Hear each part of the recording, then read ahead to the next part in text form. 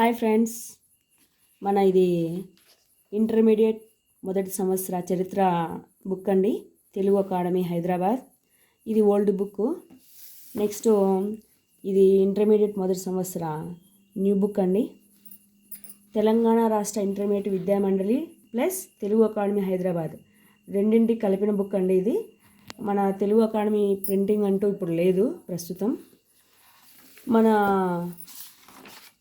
Intermediate బుక్లో విషయ సూచిక చూస్తే చరిత్ర, భౌగోళిక పరిస్థితులు, సింధు నాగరికత, వేద సంస్కృతి, ప్రాచీన భారతదేశంలో సామాజిక మత సంస్కరణ ఉద్యమాలు, మౌర్య సామ్రాజ్యం అవతరణ, గుప్తుల యుగం, రాజపుత్రుల యుగం, దక్షిణ భారతదేశ రాజ్యాలు, ఢిల్లీ సుల్తాన్ల యుగం, మొఘళ్ళ యుగం, మరాఠాల విజృంభణ, ప్రాంతీయ రాజ్యాలు, యూరోపియన్ల రాక, బ్రిటిష్ పాలనకు వ్యతిరేకంగా తొలి తిరుగుబాట్లు, భారతదేశంలో సాంఘిక మత సంస్కరణ ఉద్యమాలు. 14వ పాఠ్యాంశం జాతీయ ఉద్యమం తొలి దశ, 15వ పాఠ్యాంశం జాతీయ ఉద్యమం మలి దశ. మొదటి పాఠ్యాంశం చరిత్ర, భౌగోళిక పరిస్థితుల గురించి తెలుసుకుందాము. చరిత్ర, భౌగోళిక పరిస్థితులు. చరిత్ర, దాని ప్రాముఖ్యత. చరిత్ర సామాజిక శాస్త్రాలకు తల్లి లాంటిది. చరిత్ర అంటే రాజ్యాలు, రాజవంశాలకు చెందిన సంఘటనలు, తేదీల వర్ణన మాత్రమే కాదు. అంతకంటే సమాజం, మానవ పరిణామ క్రమాన్ని తీర్చిదిద్దిన అన్ని అంశాలను సమగ్రంగా వివరించేదే చరిత్ర. దీని అధ్యయనం అంటే లక్షల సంవత్సరాల మానవుల గత చిహ్నాలను తెలుసుకోవడమే. ప్రజలు ఎక్కడ, ఎప్పుడు, ఏ విధంగా తమ సంస్కృతులను అభివృద్ధి పరుచుకున్నారనే విషయాన్ని చరిత్ర తెలియజేస్తుంది. అనేక కారణాల దృష్ట్యా చరిత్ర అధ్యయనం అనేది నేడు ప్రాముఖ్యత కలిగిన అంశంగా చెప్పవచ్చు. ప్రస్తుత మన సాంస్కృతిక మూలాలను చరిత్ర తెలియజేస్తుంది. ఆలోచించడం, అర్థం చేసుకోవడం, పరిశోధన వైఖరిని అలవర్చుకోవడం లాంటి జీవన నైపుణ్యాలను చరిత్ర మనకు అందిస్తుంది. ఇప్పుడు మనము ఈ పేరాకు సంబంధించినటువంటి వివరణ తెలుసుకుందాము. చరిత్ర సామాజిక శాస్త్రాలకు తల్లి లాంటిది అంటారు. సామాజిక శాస్త్రాలు అంటే ఏవి అంటే, మనకు సామాజిక శాస్త్రాల గురించి డేవిడ్ ఎల్సిస్ అనే విద్యావేత్త ఎన్సైక్లోపీడియా ఆఫ్ సోషల్ సైన్సెస్ అనే గ్రంథంలో సామాజిక శాస్త్రాలను ఆయన 11 రకాలుగా చెప్పాడండి. అవేంటంటే, 1 anthropology, geography, history, economics, political science, law, sociology, psychology, psychiatry, statistics, behaviour of sciences. ఈ 11 సామాజిక శాస్త్రాలకు తల్లి లాంటిది ఏది అంటే హిస్టరీ. మన చరిత్ర యొక్క పితామహుడైనటువంటి హెరోడోటస్ ప్రకారం చరిత్ర అంటే ఏంటంటే, గతంలో మానవుడు పొందిన వైఫల్యాలను గురించి కాకుండా మానవుడి వివిధ చర్యలను గురించి తెలిపేదే చరిత్ర అని ఆయన చెప్పారు. చరిత్ర అంటే రాజ్యాలు, ఉదాహరణ కాకతీయ రాజ్యం, మౌర్య సామ్రాజ్యం, గుప్త రాజ్యం, ఇంకా రాజవంశాలకు చెందిన సంఘటనలు, తేదీల వర్ణన మాత్రమే కాదండి. చరిత్ర అంటే సమాజం, మానవ పరిణామ క్రమాన్ని తీర్చిదిద్దిన అన్ని అంశాలను. ఇక్కడ మానవ పరిణామ క్రమం అనగా ఆధునిక మానవుడి నుంచి నేటి మానవుడి వరకు మానవుడు ఎలా అభివృద్ధి చెందుతూ వచ్చాడో ఆ అన్ని అంశాలను సమగ్రంగా వివరించేదే చరిత్ర. చరిత్ర అధ్యయనం అంటే లక్షల సంవత్సరాల నుంచి మానవుల యొక్క గత చిహ్నాలను తెలుసుకోవడమే. గత చిహ్నాలను మనం ఎక్కడ తెలుసుకుంటామండి? గుహలు, బెలూమ్ గుహలు లాంటి గుహల్లో ఇంకా రకరకాల గుహలు ఉన్నాయండి. ఆ అన్ని గుహలలో మానవులకు సంబంధించినటువంటి ఎముకలు, పాత్రలు, పురాతన భవనాలు, అవశేషాలు, వీటన్నింటి గురించి తెలుసుకోవడమే చరిత్ర. ప్రజలు ఎక్కడ, ఎప్పుడు, ఏ విధంగా తమ సంస్కృతులను అభివృద్ధి పరుచుకున్నారనే విషయాన్ని కూడా చరిత్ర తెలియజేస్తుంది. అనేక కారణాల దృష్ట్యా చరిత్ర అధ్యయనం అనేది నేడు ప్రధానంగా కలిగిన అంశంగా చెప్పవచ్చు. ప్రస్తుత మన సాంస్కృతిక మూలాలను చరిత్ర తెలియజేస్తుంది. ఆలోచించడం, అర్థం చేసుకోవడం, పరిశోధన వైఖరిని అలవర్చుకోవడం లాంటి జీవన నైపుణ్యాలను కూడా మనకు చరిత్ర అందిస్తుంది. చరిత్రను ఆంగ్లంలో హిస్టరీ అంటారు. హిస్టరీ అనే పదం హిస్టోరియా అనే గ్రీకు పదం నుంచి పుట్టింది. హిస్టోరియా అంటే పరిశోధించడం, అన్వేషించడం అని అర్థం. ఇంకా సత్యాన్ని వెలికి తీసేందుకు చేపట్టే విచారణ అని కూడా చెప్పవచ్చు. చరిత్రకు సంబంధించి అందరికీ ఆమోదయోగ్యమైన నిర్వచనం ఇంతవరకైతే లేదండి. చరిత్రకారులు వివిధ కోణాల్లో చరిత్రను నిర్వచించారు. కాలక్రమంలో ప్రసిద్ధ చరిత్రకారులు చరిత్ర గురించి చెప్పిన కొన్ని నిర్వచనాలను మనం గమనించవచ్చు. చరిత్ర పితామహుడైన హెరోడోటస్ ఏం చెప్పారో ఇందాక తెలుసుకున్నాం కదండి. ఇంకా కోరికలు నెరవేర్చుకునే క్రమంలో మానవులు చేసే కార్యకలాపాలే చరిత్ర అని కూడా మన కార్ల్ మార్క్స్, చరిత్ర పితామహుడైన హెరోడోటస్, ఈయన జీవితకాలం క్రీస్తుపూర్వం 483 నుంచి 430 వరకు అండి. ఈయన చరిత్ర గురించి ఏం చెప్పాడు అంటే, గతంలో మనం చెప్పుకున్నాము, మళ్ళీ ఒకసారి గతంలో మానవుడు పొందిన వైఫల్యాలను గురించి కాకుండా మానవుడి వివిధ చర్యలను తెలిపేదే చరిత్ర అని ఆయన చెప్పడం జరిగింది. ఇంకా ప్రముఖ చరిత్రకారుడు కార్ల్ మార్క్స్ ఏం చెప్పాడంటే, కోరికలు నెరవేర్చుకునే క్రమంలో మానవులు చేసే కార్యకలాపాలే చరిత్ర అని ఆయన అభిప్రాయపడ్డారు.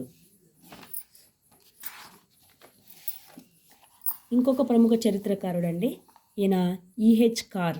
ఈయన చరిత్రకారుడికి యథార్థాల మధ్య గల నిరంతరం సాగే పరస్పర కార్యవిధానం, గతానికి వర్తమానానికి నిరంతరంగా జరిగే అనంతమైన సంభాషణే చరిత్ర అని ఈయన పేర్కొనడం జరిగింది. ఎవరంటే ఈహెచ్ కార్. ఈయన ప్రముఖ చరిత్రకారుడు.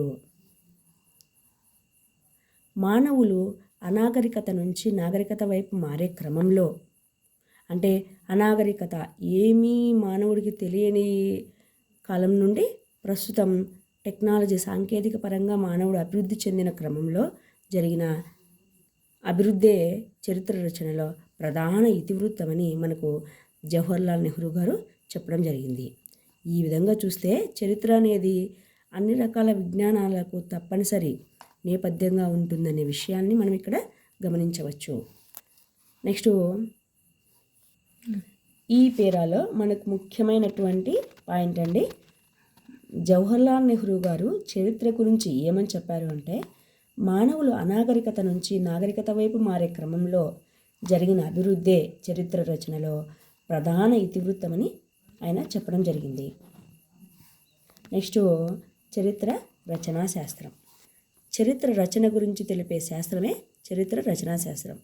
అంటే ఇది చారిత్రక ఆలోచన, చరిత్ర ఏ విధంగా రాయబడింది అనే విషయాన్ని మనకు చరిత్ర రచనా శాస్త్రం తెలియజేస్తుంది. చారిత్రక ఆలోచన, చరిత్రకారుడు ఆ విషయాన్ని ఎందుకు ఎంచుకున్నాడు అనే విషయం ఇందులో దాగి ఉంటుంది. చరిత్రకారుడు చరిత్ర రచనకు ఉపక్రమించే క్రమంలో తప్పకుండా విషయనిష్టతను పాటించాలి. వ్యక్తిగత అభిప్రాయాలకు ఎటువంటి ప్రభావాలకు లోను కాకుండా యథార్థ సంఘటనలను ఉన్నది ఉన్నట్లుగానే చెప్పడం ద్వారా విషయనిష్టతను సాధించవచ్చు. గతకాలపు సంఘటనలను న్యాయబద్ధంగా వ్యాఖ్యానించేందుకు ఆధారాలను ఉన్నత ప్రమాణాల దృష్ట్యా పరిశీలించాలి. ఈ పేరాలో ఇప్పుడు మనం ప్రముఖంగా చెప్పుకోవాల్సినటువంటి అంశం ఏంటంటే, చరిత్ర రచన గురించి తెలిపే శాస్త్రం ఏది అంటే చరిత్ర రచనా శాస్త్రం. చరిత్ర ఏ విధంగా రాయబడింది అనే విషయాన్ని ఈ చరిత్ర రచనా శాస్త్రం అనేది మనకు తెలియపరుస్తుంది. ఒక చరిత్రకారుడికి ఉండవలసినటువంటి నియమాలు ఏంటంటే, చరిత్రకారుడు చరిత్ర రచనకు ఉపక్రమించే క్రమంలో తప్పకుండా విషయనిష్టతను పాటించాలి. వ్యక్తిగత అభిప్రాయాలకు ఎటువంటి ప్రభావాలకు లోను కాకుండా యథార్థ సంఘటనలను ఉన్నది ఉన్నట్లుగానే చెప్పడం ద్వారా విషయనిష్టతను సాధించవచ్చు. ఈ విషయాన్ని చరిత్రకారుడు గుర్తుంచుకోవాలి. ఇప్పుడు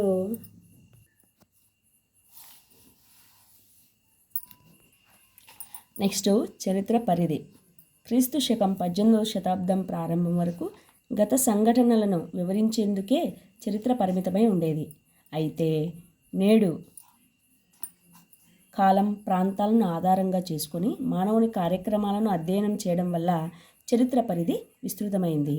మానవ ఆవిర్భావం నుంచి నేటిదాకా దీని పరిధి విస్తరించి ఉంది. చరిత్ర గతకాలంతో ప్రారంభించి వర్తమానాన్ని తయారు చేసి భవిష్యత్తుకు మార్గనిర్దేశకత్వం చేస్తుంది. యుద్ధాలు, విప్లవాలు, సామ్రాజ్య ఔన్నత్య పతనాలు, చక్రవర్తుల అదృష్ట దురదృష్టాలు, సామాజిక వ్యవస్థ పరిణామం, సామాన్యుల జీవితాలు చరిత్రకు ప్రధాన విషయాలు. అన్ని లక్షణాలు కలిగిన సమగ్ర శాస్త్రమే చరిత్ర. చరిత్ర అన్ని విజ్ఞాన శాస్త్రాలు పాఠ్యాంశాల్లో కలుపుకొని ఉన్న చరిత్ర పరిధికి హద్దును నిర్దేశించలేం. ఇప్పుడు ఈ పేరాకు సంబంధించినటువంటి ప్రముఖ పాయింట్స్ తెలుసుకుందాం. క్రీస్తు శకం 18వ శతాబ్దం ప్రారంభం వరకు గత సంఘటనలు వివరించేందుకే చరిత్ర ఉండేదండి. నేడు అయితే కాలము, ప్రాంతాలను కూడా ఆధారంగా చేసుకొని మానవుని కార్యక్రమాలను అధ్యయనం చేయడం జరుగుతోంది. ఆ రకంగా చరిత్ర పరిధి విస్తరించింది. చరిత్ర గతకాలంతో ప్రారంభించి, గతకాలం అంటేనే చరిత్ర కదండి, చరిత్ర గతకాలంతో ప్రారంభించి వర్తమానాన్ని తయారు చేసి భవిష్యత్తుకు మార్గనిర్దేశకత్వం చేస్తుంది.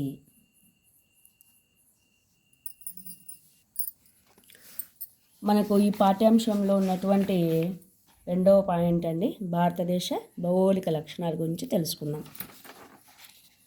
భారతదేశ భౌగోళిక లక్షణాలు. చరిత్రకు భూగోళ విజ్ఞానానికి అత్యంత సన్నిహిత సంబంధం ఉంది.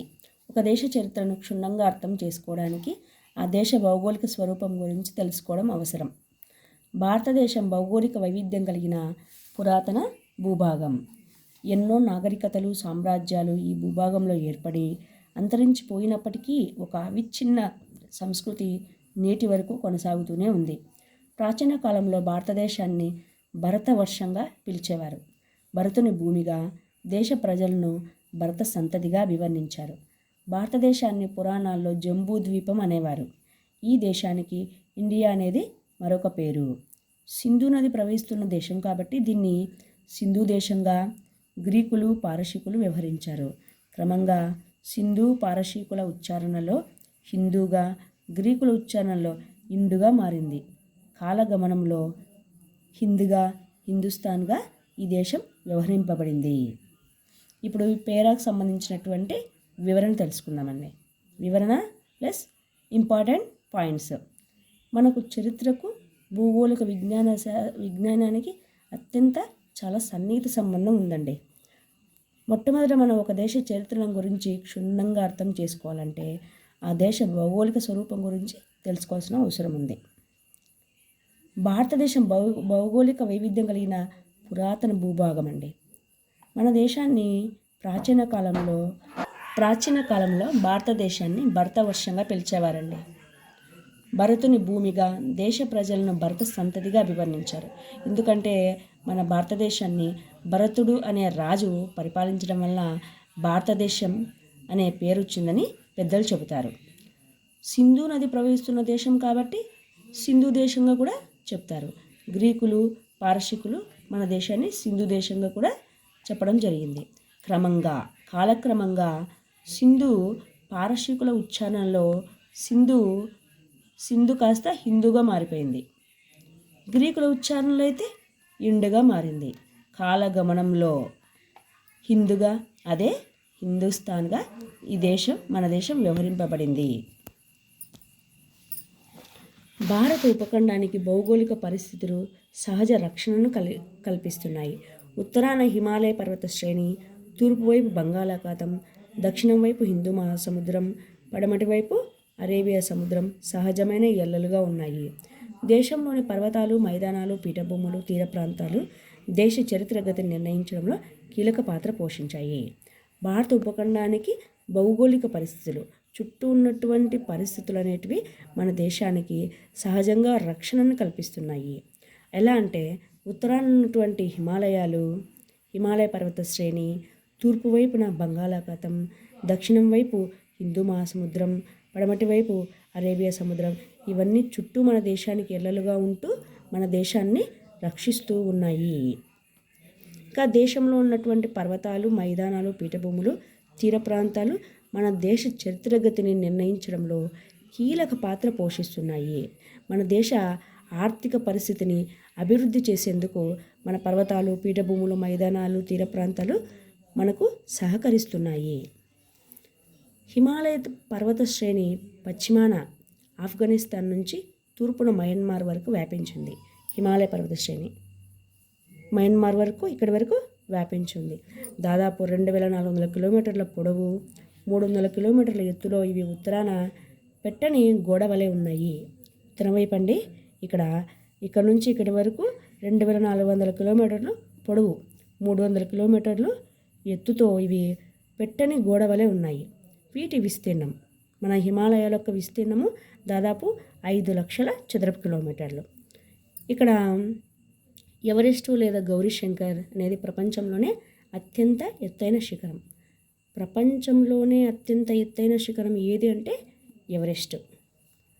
ఎవరెస్ట్ యొక్క ఎత్తు ఎంతంటే 8848 కిలోమీటర్లు. ఇంకా మనకున్నటువంటి శిఖరాలు చూస్తే కాంచనగంగా, ధౌలగిరి, నంగప్రబాత్, నందాదేవి లాంటి పర్వత శ్రేణులు హిమాలయాల్లోనే ఉన్నాయి. ప్రపంచంలోని అత్యంత పురాతన పర్వతాలుగా చెప్పబడే పర్వతాలు ఏవంటే ఆరావళి పర్వతాలు మన దేశంలో వాయువ్య ప్రాంతంలో ఉన్నాయి. ఇక్కడ ఎత్తైన పర్వతాలు అంటే హిమాలయాలు. పురాతన పర్వతాలు, ప్రపంచంలోనే పురాతన పర్వతాలు ఏవంటే ఆరావళి పర్వతాలు మనకి ఇవి దేశంలో వాయువ్య భాగంలో ఉన్నాయి.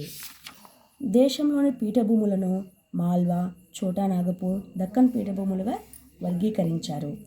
మాల్వా పీఠభూమి, దక్కన్ పీఠభూములను వింధ్య, సాత్పురా పర్వతాలు వేరు చేస్తున్నాయి. దక్కన్ పీఠభూమికి 3 వైపులా సముద్రం ఆవరించి ఉండటం వల్ల ఇది ద్వీపకల్పంగా ఏర్పడింది. మన దేశంలో ఉన్నటువంటి పీఠభూములు అండి మాల్వా పీఠభూమి ఉంది, ఛోటా నాగపూర్ పీఠభూమి, దక్కన్ పీఠభూములుగా వర్గీకరించడం జరిగింది పీఠభూములను. ఇక్కడ మన మాల్వా పీఠభూమి, దక్కన్ పీఠభూములను వింధ్య, సాత్పురా పర్వతాలు వేరు చేస్తున్నాయి. ఇక్కడ మనకు వచ్చేటువంటి బిట్ ఏంటంటే మాల్వా పీఠభూమి, దక్కన్ పీఠభూములను వేరు చేసే పర్వతాలు ఏవి అనగా వింధ్య, సాత్పురా పర్వతాలు వేరు చేస్తున్నాయి. మన దక్కన్ పీఠభూమికి 3 వైపులా సముద్రం ఆవరించి ఉండటం వల్ల ఇది ద్వీపకల్పంగా ఏర్పడింది. ద్వీపకల్పంగా ఏర్పడినటువంటి పీఠభూమి ఏది అంటే దక్కన్ పీఠభూమి. దక్కన్ పీఠభూమికి ఎన్ని వైపుల సముద్రం ఆవరించి ఉంది అంటే 3 వైపులా సముద్రం ఆవరించి ఉన్నది. నెక్స్ట్ పేరా, మైదానాల్లో గంగా, సింధు మైదానాలు ముఖ్యమైనవి. హిమాలయాల నుంచి ప్రవహించే జీవనదులు తీసుకొచ్చిన ఒండ్రు మట్టితో ఈ సారవంతమైన మైదానాలు ఏర్పడ్డాయి. సింధు, గంగా, వాటి ఉపనదుల పరివాహక ప్రాంతాలు ఈ మైదానాల్లో అంతర్భాగాలు. మరోవైపు తూర్పు, పశ్చిమ కనుమల్లో జన్మించే కృష్ణా, గోదావరి లాంటి నదులు, వాటి ఉపనదుల వల్ల దక్షిణ భారతదేశంలో కూడా మైదానాలు ఏర్పడ్డాయి. నదీ పరివాహక ప్రాంతాలతో పాటుగా దేశ వాయువ్య ప్రాంతంలో ఉన్న థార్ ఎడారిని ఒక ప్రత్యేక భౌగోళిక లక్షణంగా చెప్పవచ్చు. ఈ ప్రాంతం భారత, పాకిస్తాన్ దేశాలకు సహజ సరిహద్దుగా ఉంది. ఇప్పుడు పేరాలో ఉన్నటువంటి ముఖ్యమైన విషయాలు తెలుసుకుందాం. మనకు మైదానాల్లో అత్యంత ప్రాముఖ్యమైనవి ఏవంటే గంగా, సింధు మైదానాలు. ఈ గంగా, సింధు మైదానాలు, ఈ గంగా నదులు, సింధు నదులు ఉన్నాయి కదండి, వీటికి నీరు ఎక్కడి నుంచి వచ్చిందంటే హిమాలయాల నుంచి ప్రవహించే నీటి వల్ల. ఈ నదులు హిమాలయాల్లో జన్మించాయి. హిమాలయాల నుంచి ప్రవహించే జీవనదులు తీసుకొచ్చిన ఒండ్రుమట్టితో మనకు గంగా, సింధు మైదానాలు ఏర్పడ్డాయి. సింధు, గంగా, వాటి ఉపనదుల పరివాహక ప్రాంతాలు. ఉపనదులు అండి సింధు నది యొక్క ఉపనదులు, గంగా నది యొక్క ఉపనదులు. ఇవి ప్రవహించే ప్రాంతాలను పరివాహక ప్రాంతాలు అంటారు. ఈ మైదానాల్లో సింధు గంగా మైదానాల్లో పరివాహక ప్రాంతాలు అనేటివి అంతర్భాగాలు. మరోవైపు తూర్పు, పశ్చిమ కనుమల్లో తూర్పు కనుమలు, ఇటువైపు తూర్పు కనుమలు, పశ్చిమ కనుమలు. ఈ తూర్పు వైపు పశ్చిమ కనుమలు ఈ జన్మించినటువంటి కృష్ణ, గోదావరి లాంటి నదులు, కృష్ణా నదులు, పశ్చిమ కనుమల కృష్ణ, గోదావరి నదులు ఇక్కడ జన్మించి ఇక్కడ నుంచి బంగాళాఖాతంలోకి ప్రవేశించాయి కదండి. ఈ భాగాన ఈ నదులు వాటి ఉపనదుల వల్ల దక్షిణ భారతదేశంలో కూడా మైదానాలు ఏర్పడ్డాయి. అంటే మనకు దక్షిణ భారతదేశంలో మైదానాలు ఏర్పడడానికి కారణమైనటువంటి నదులు ఏవి అంటే కృష్ణ, గోదావరి నదులు. నదీ పరివాహక ప్రాంతాలతో పాటుగా దేశ వాయువ్య ప్రాంతంలో ఉన్న థార్ ఎడారి, మన దేశానికి వాయువ్య భాగంలో, అంటే వాయువ్యం ఇక్కడ వస్తుంది కదండి, వాయువ్యం, ఈశాన్యం, వాయువ్య భాగంలో ఉన్నటువంటి ఇక్కడ థార్ ఎడారి. ఈ థార్ ఎడారి అనేది ఒక ప్రత్యేక భౌగోళిక లక్షణం. ఈ ప్రాంతం భారత, పాకిస్తాన్ దేశాలకు సహజ సరిహద్దుగా ఉంది. అంటే మన భారతదేశానికి, పాకిస్తాన్కి సహజంగా ఏర్పడినటువంటి సరిహద్దుగా ఉన్నటువంటి ప్రాంతం ఏది అంటే థార్ ఎడారి. మన దేశానికి తూర్పున బంగాళాఖాతం, దక్షిణాన హిందూ మహాసముద్రం, పశ్చిమాన అరేబియా సముద్రాలు భారతదేశానికి చాలా పొడవైన తీరరేఖను ఏర్పరుస్తున్నాయి. మన భారతదేశానికి పొడవైన తీరరేఖను ఏర్పరిచేటివి ఏంటంటే తూర్పున బంగాళాఖాతం, దక్షిణాన హిందూ మహాసముద్రం, పశ్చిమాన అరేబియా సముద్రాలు.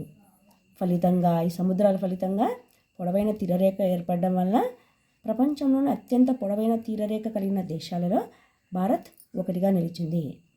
ద్వీపకల్ప పశ్చిమ భాగం వైపు డామన్ నుంచి తిరువనంతపురం వరకు పశ్చిమ కనుమలు వ్యాపించి ఉన్నాయి. ద్వీపకల్ప